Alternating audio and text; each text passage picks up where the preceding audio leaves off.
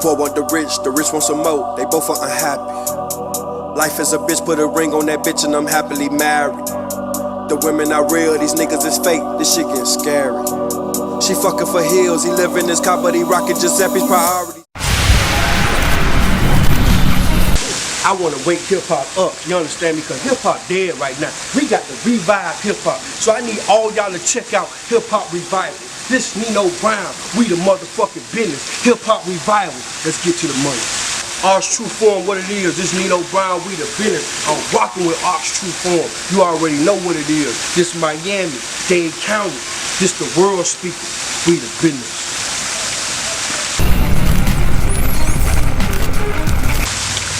Nino Brown is a motivational, influential hip-hop artist that just refused to settle with what the world giving him and want to inspire others that you can become whatever you put your mind to. Okay. Out of all names, why do you choose yours? I chose my name because Nino Brown, the fictional character, was a cold individual with a cold hustle. I'm a cold individual to the game. Like I say, I refuse to wear blouses, tight pants, lipstick, lip rings, all that shit these rappers wearing. I just can't do that. I can't mumble rap. So I'm cold of that fact. And me and Nino Brown, the movie character, got a lot in common besides the fact that he told. You understand what I'm saying? Okay. Where are you from? I'm from Miami, Florida, Miami Gardens. Me and Rick Ross in the same area. Okay, what was it from? What was it like growing up over there?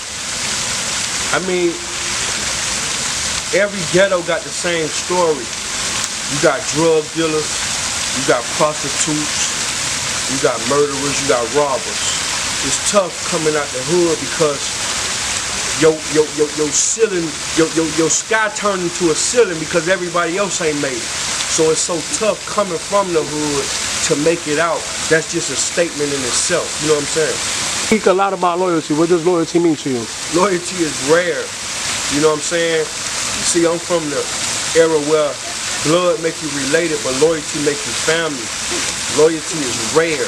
You know what I mean? Especially in the black community, especially in the hip-hop community where they love you when you hot, they hate you when you not, they don't fuck with you. The same people that pop bottles with you or run from you when you can't afford it no more. It's just tough, you understand me? So loyalty means everything to me because it's hard to find. It's like a needle with a haystack. So basically, so once somebody breaks your loyalty, is it hard to get it back?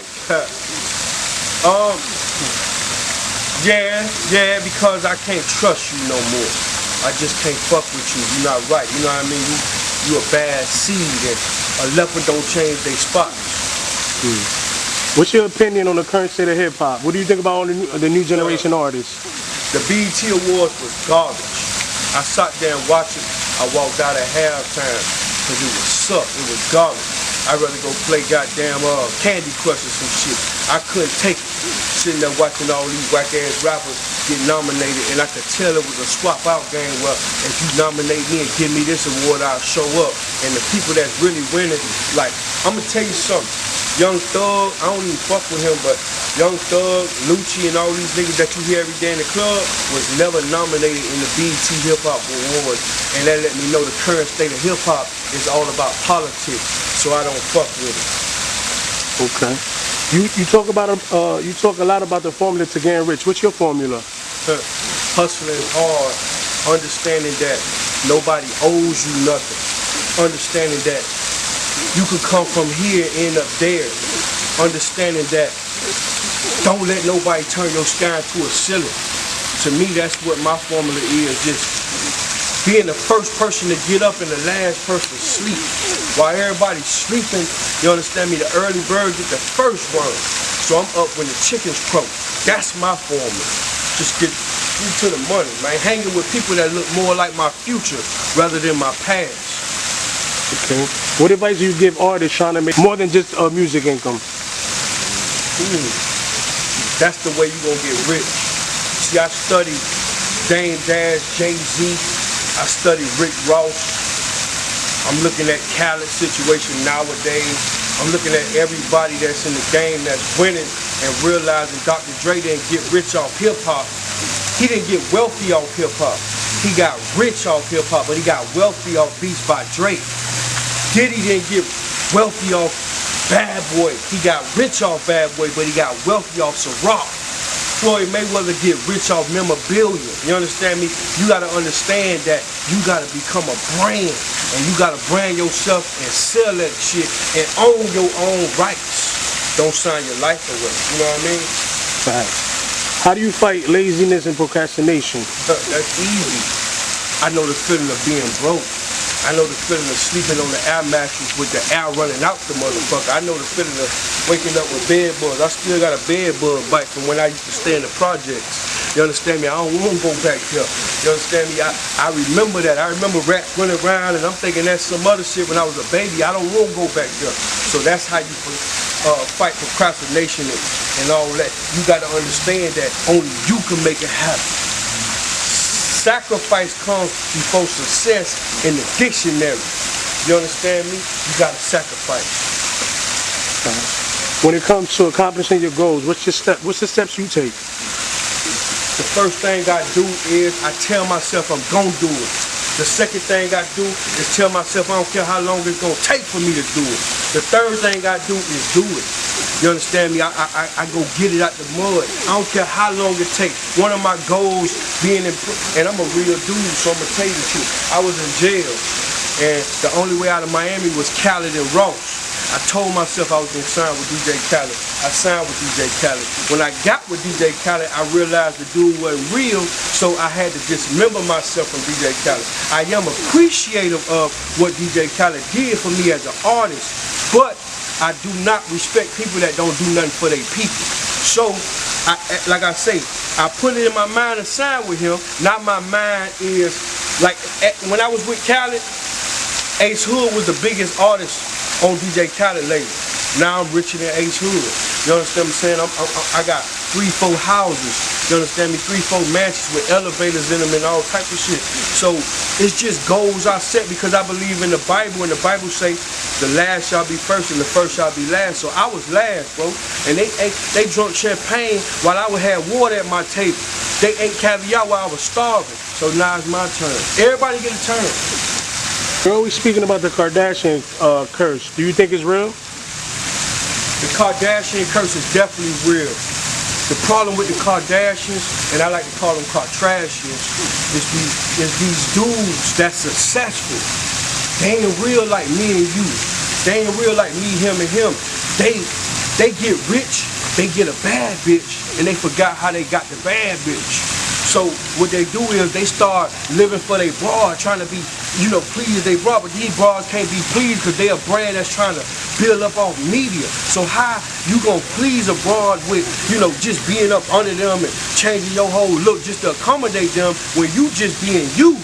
So really, I ain't got a problem with the Kardashians. I got a problem with the dudes they meet and they turn into a Kardashian, like Kanye Kardashian or Lamar Kardashian and all these Tristan Kardashian ass niggas. That's my problem.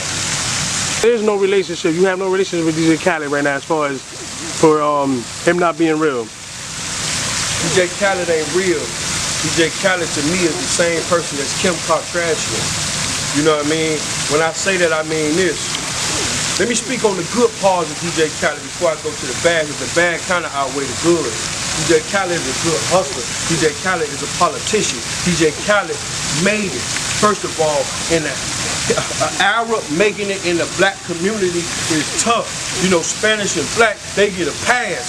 But being a white or an Arab or something like that and making it in hip-hop culture, you gotta salute DJ Khaled for that. But hey, on the fucked up part, I was with DJ Khaled, and the dude who was with DJ Khaled named Jake Warnes, he was riding in a 95 Escalade. I rather took an Uber. And then, he was staying in a studio apartment, sleeping on the floor, and DJ Khaled was making $20,000, $30,000 a show and wouldn't give him his 10%. The dude was starving. So, and he had a family back in Philly, and his assistant, Patty, was getting paid $500 a week, and I remember her crying, begging for this money every week. He didn't even want to pay her. Busta Rhymes had to pay her a couple times to make sure she get paid. When I seen that, I said, if he'll do this to his own people who he went to high school with, what the fuck he gonna do to me? I witnessed Ace Hood crying to Khaled, looking for new management, trying to get away from Khaled because Khaled wouldn't do nothing for him at a certain point because Khaled was in the red with Ace Hood. He was owed $1 million. He owed $1 million to Def Jam because they invested into Ace Hood and they didn't reap the blessing back. So Ace Hood was cut off.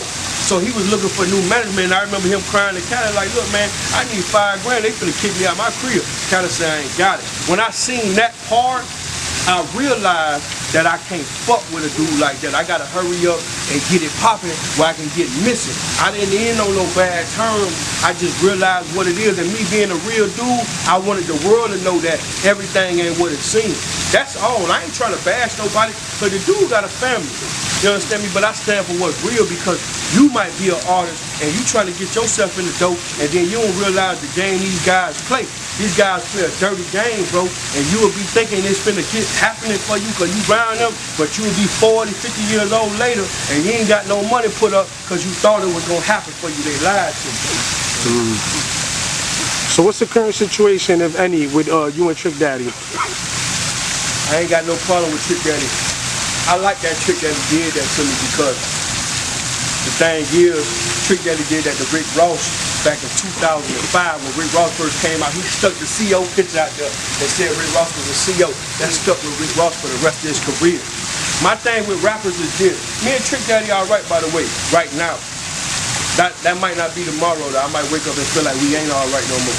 But for now, I feel like we all right because you from New York, so I'm gonna represent for the crib and say me and Trick Daddy all right. So watch this. This the problem with hip hop rappers. This is why I don't respect what Meek Mill did, the Safari and all these other niggas, what they be doing. When the Migos stood up and when they posed to go put their hand on nobody. If they got a problem with a nigga, they a man like I'm a man. We ain't gotta involve everybody because ain't no sense of you getting him killed and him killed and him killed when it's your problem. You understand me? I got a problem with niggas that sent other niggas to handle their beef. You won't be no security around me. When you pulled up, you ain't see nobody around me. I walk with God. God is my bodyguard. That's it. Anything you would like to tell your fans that they might not know about you? Just know Tupac died from keeping it real. Malcolm X died from keeping it real. Martin Luther King died from keeping it real. The people who speak up ain't the richest. I never wanted to be rich. It just ended that way because I'm a hustler. But at the end of the day, what I want my people to know is I'm doing this for you, and when I die, that's when my story gonna blow up. And I understand I might die from speaking this real shit, because these rich niggas, I'm going that far as the Kardashians and Khaled and all these niggas, they can put out a couple bags on me and get me knocked off tomorrow. We know that. But if I die, I'ma die on my feet. I ain't gonna die laying down and begging or kissing ass. I don't kiss ass, I eat pussy though. Understand the difference.